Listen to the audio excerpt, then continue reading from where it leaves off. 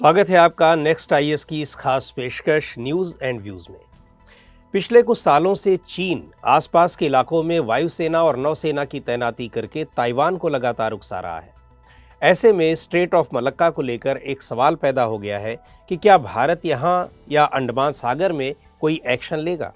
आज की चर्चा इसी मसले पर होगी।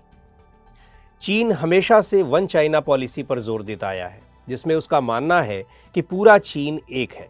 इसमें मेनलैंड चीन यानी चीन की मुख्य भूमि के अलावा ताइवान भी आता है। हालांकि दोनों ही चीन की वैध सरकार होने का दावा करते हैं। कई साल से ताइवान को भी अंतर्राष्ट्रीय समुदाय से मान्यता मिलने लगी है, जबकि चीन ताइवान को अपना एक प्रांत और वन चाइना का पार्ट मानता है। हाल ही में चीन के राष्ट्रपति शी जिनपिंग ने कहा है कि ताइवान के साथ एकीकरण का काम पूरा किया जाना चाहिए। यही नहीं, इस काम के लिए उन्होंने किसी भी तरह से बल प्रयोग की संभावना से भी इनकार नहीं किया है। चीन की एनर्जी सिक्योरिटी पॉलिसी में स्ट्रेट ऑफ मलक्का का क्रूशियल रूट है, तो वहीं यहाँ तमाम ऐसे पॉइंट्स हैं जिस वजह से ताइवान भी अपनी सुरक्षा के लिए मलक्का स्ट्रेट को काफ़ी महत्व देता है। हाल के समय में ये जगह चीन, भारत, जापान और अमेरिका के बीच प्रतिद्वंद्विता का नया मैदान बन चुकी है। साथ ही इससे लगते देश इंडोनेशिया, मलेशिया और सिंगापुर भी सुरक्षा को लेकर हमेशा जद्दोजहद करते रहते हैं, और ऐसा करना उनकी संप्रभुता भी है। चीन सोचता है कि अमेरिका की नीति है कि ताइवान में विवाद पैदा करके चीन की एनर्जी डिपेंडेंसी को नुकसान पहुंचाया जाए। वो ये भी मानता है कि यूएस नेवी ही स्ट्रेट को टैक्टिकली कंट्रोल कर रही है। इस इलाके में स्थायित्व और शांति के लिए अमेरिका अब भारत को भी एक महत्वपूर्ण प्लेयर मानता है। एक्सपर्ट्स का कहना है कि ताइवान चाइना क्राइसिस में भारत अमेरिका को अंडमान और निकोबार आइलैंड का डिप्लोमेटिक एक्सेस और सपोर्ट देकर मदद कर सकता है। बात अगर भारत के विकल्पों की करें तो मलक्का स्ट्रेट में भारत के पास सीमित विकल्प हैं।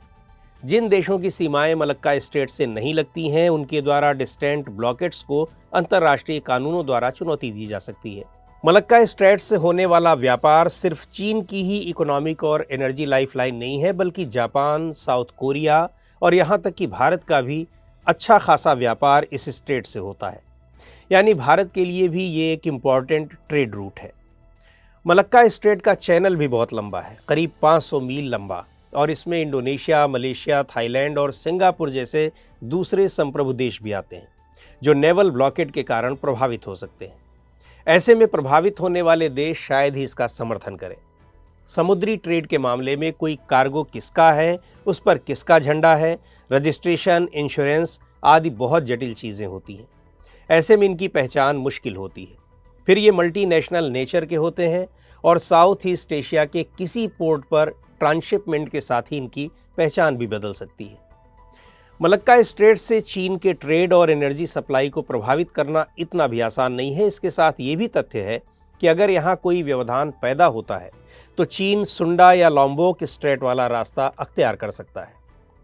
विरोधी पक्ष के किसी नौसैनिक बेड़े के खिलाफ कोई एक तरफा एक्शन या ब्लॉकेड संघर्ष की वजह बन सकता है, और ये संघर्ष सिर्फ समुद्र तक ही सीमित नहीं होगा, बल्कि आसपास के देश भी इससे प्रभावित होंगे।